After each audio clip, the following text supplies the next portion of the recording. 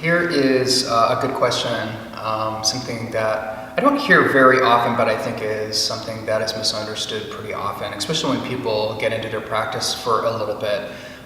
There's barriers that start to come up with their lifestyle, and they start to question if they can, be a Buddhist or they can follow this path. And this question is, do you have to be a vegetarian to be a Buddhist? The short answer is no.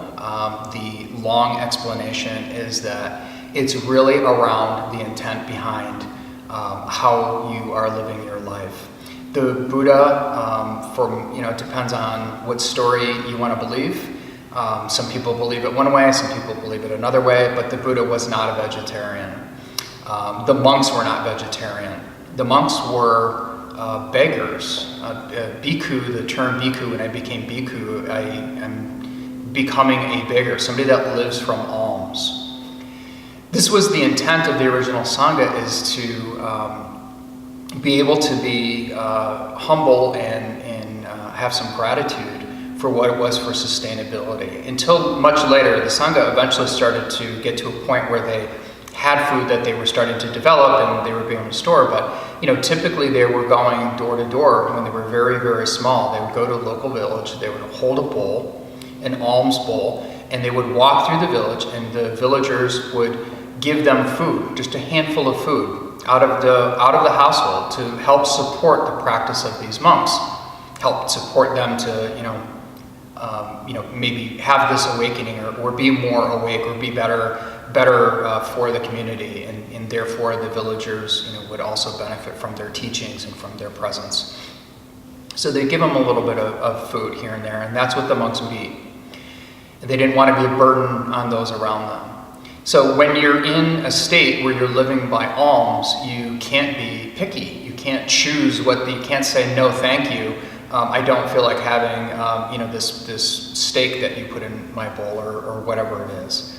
They accepted what they were given with gratitude, and that's how they were able to sustain themselves from day to day.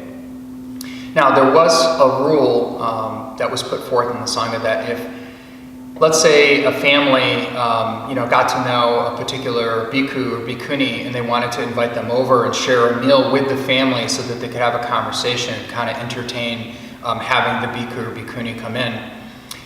If they were going to kill an animal specifically for the meal, the monk would request to not have that happen, that it's not necessary to kill a sheep or a goat or a cow or whatever it is to be able to have that meal, that they are okay without it.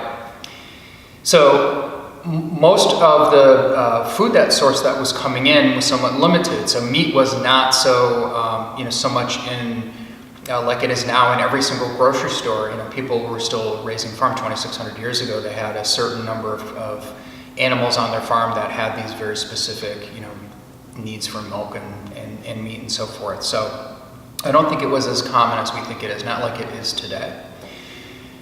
Here's the big thing to maybe deal with within your own answer to this question about vegetarianism or veganism, or if you eat meat or not.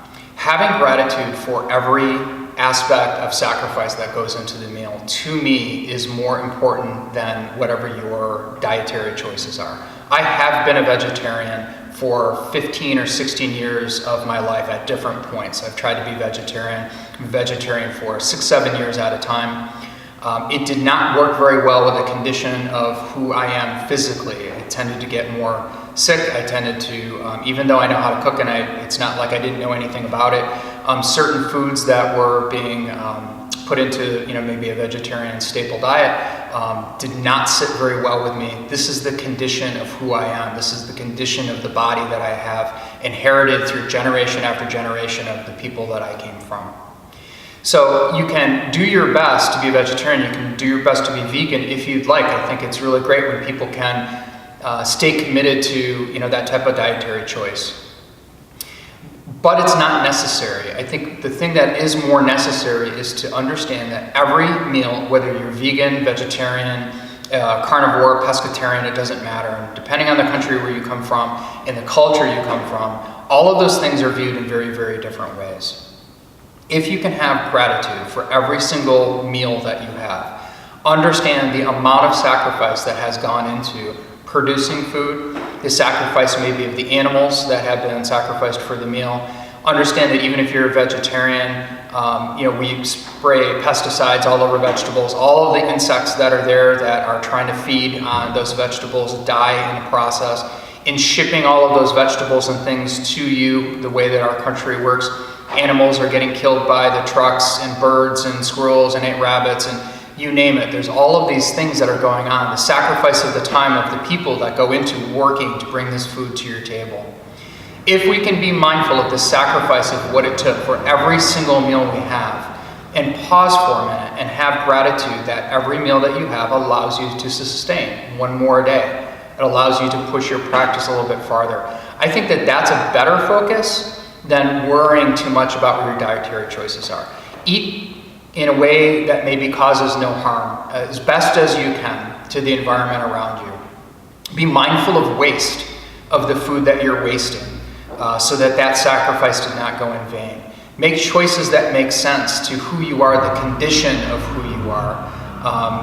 Having things that are not processed, I think, is very important. Things that are not chemicals going into your system, but very natural, getting back down to the roots of very natural ways of eating, I think is the best way. That's how I try to eat now. So again, the short version of that answer is no, you do not have to be a vegetarian to be a Buddhist. Most Buddhists, by the way, in the world are not vegetarian. The last time I saw this number, it was close to 85% of the Buddhists of the world do not follow vegetarianism. Even monks, in most cases, are being vegetarian in the environment if they're in a monastery, but when they're not in the monastery, they may have meat as part of their regular diet. So depends on where you're from, it depends on the culture you're from. Try to do your best to be grateful of the sacrifice of where it came from, and I think that you'd be much better off.